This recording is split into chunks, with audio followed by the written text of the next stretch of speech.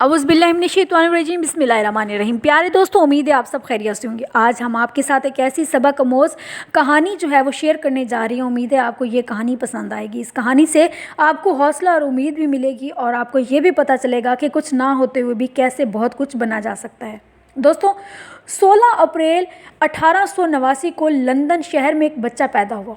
इसकी माँ एक सिंगर थी और बाप जूनियर आर्टिस्ट था। इसके पैदा होने के कुछ महीने बाद ही इसका बाप इन्हें तन्हा छोड़कर इस दुनिया से चला गया। इसकी माँ इस दुख की वजह से डिप्रेशन में रहने लगी। एक दिन स्टेज पर गाना गाते हुए इसकी माँ की आवाज़ चली गई। पूरी ऑडियंस शोर मचाने लगी और स्टेज पर जूते मारने लगी। वो बच्चा इस वक्त सिर्फ 5 साल का था और अपनी माँ के साथ ही था। वो भागकर स्टेज पर और अपनी माँ के गाने की नकल उतारने लगा। ऑडियंस को वो बहुत ही मज़ाहिया लगा और ऑडियंस ने खूब तालियां भी बजाईं।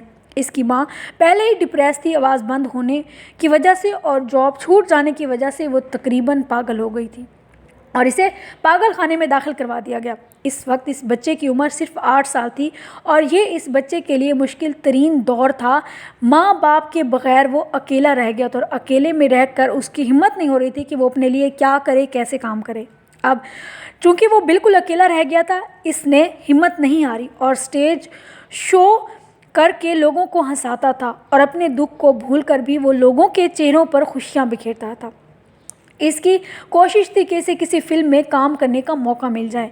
24 साल की उम्र में इसका ये ख्वाब भी पूरा हो गया और इसे एक फ़िल्म में नाम मिल गया जिसका नाम था मेकिंग आ लिविंग। अपनी इस फिल्म की वजह से वो पूरी दुनिया में मशहूर हुआ। जी हाँ दोस्तों, इस बच्चे को हम सब लोग जानते हैं। वो बच्चा कोई और नहीं था, वो बच्चा चार्ली चैपलिन था। दोस्तों, ज़िंदगी में आने वाली मुश्किलें कितनी ही बड़ी क्यों ना हो, वो आपके कद से कभी भी बड़ी नहीं होती, वो आपके हौसले और हिम्मत से कभी भी बड़ी नहीं होती। बस देर होती है तो उनका सामना करने की, उन मुश्किलों को फेस करने की।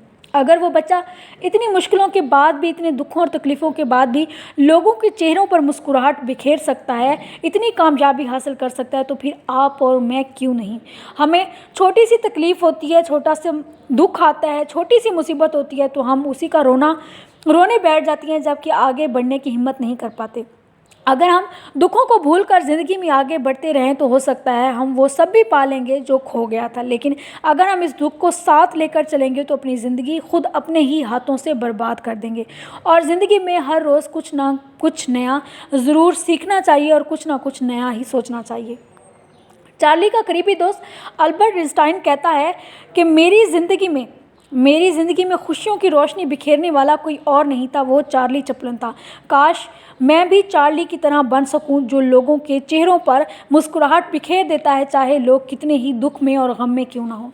तो दोस्तों, आज की इस कहानी से हमें ये सबक मिलता है कि आपकी ज़िंदगी में बहुत कुछ चला जाए, आप माँ बाप की नेमत से महरूम हो जाएं, ज़िंदगी की नेमतें आपसे छीन ली जाएं, तो फिर भी हिम्मत नहीं करनी चाहिए। उन मुश्किलों को फेस करते हुए आपने आगे बढ़ना है और अपनी मंजिल पर पहुँच जाना है। जो आपका ख्वाब है आपने उसे पूरा करना है। तो अगर आपसे कुछ खो गया है तो उसको रोने की बजाय, अगर आपके सामने कोई मुश्किल खड़ी है तो उसको हौसला और हिम्मत के साथ जो है आप उस मुश्किल को पार करें और वो करते जाएं जो आप करना चाहते हैं, तो यकीनन ज़िंदगी आसान भी बन जाएगी और अपने साथ खुश रहने के लिए आप दूसरे लोगों को भी खुश रखें। तो उम्मीद है हमारी आज की ये कहानी आपको पसंद आई होगी। अगर आपको ये पसंद आई है तो हमारी इस वीडियो को लाइक करें, शेयर करें और साथ में कमेंट ज़रूर कीजिएगा। अगर आप फर्स्ट टाइम हमारे चैनल पर आ रही हैं तो इसे सब्सक्राइब करना मत भूलिएगा, साथ में बेल आइकन भी प्रेस कीजिए ताकि हमारी नित नई आने वाली वीडियोज़ आपको बर वक्त मिलती रहें। अपनी दुआओं में हमेशा याद रखिएगा। इजाज़त चाहूँगी। अल्लाह हाफिज़।